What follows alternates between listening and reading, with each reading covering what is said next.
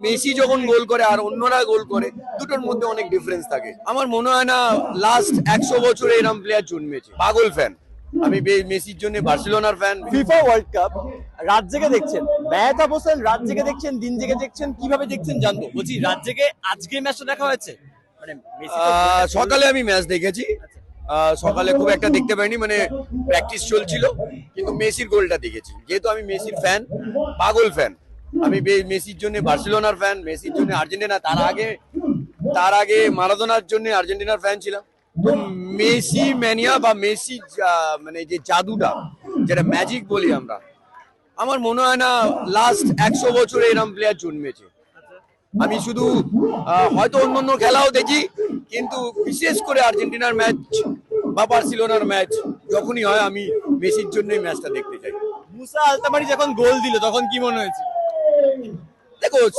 দেখো একটা জিনিস আমি সবসময় মনে করি, যেই গোল করুক ওর যে ছোঁয়াটা, ওর যে টাচটা, মেসির যে টাচটা, আমার মনে হয় না হয়তো অনেক প্লেয়ার গোল করে, যেরকম ডেভিড বেকহ্যাম ফ্রি কিকে গোল করতো, ওর আর একটা মজা ছিল দেখার।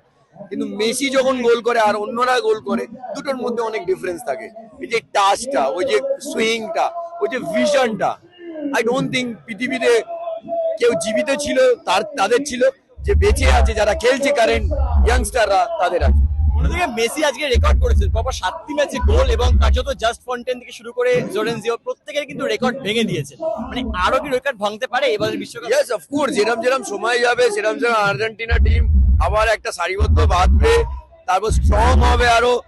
আমরা ফিফা ওয়ার্ল্ড কাপ নিয়ে আলোচনা করছি, বাংলার কথা বললে মানে বাংলার কথা ভুলে গেলে চলবে না। মানে বাংলা মানে তো ফুটবল, বাঙালির ফুটবলার। সেখান থেকে দাঁড়িয়ে গত একটি অভিযোগ উঠেছিল, এত বছরে নাকি বাংলায় স্পোর্টস এর ক্ষেত্রে কোনো উন্নতি হয়নি, এবার হবে?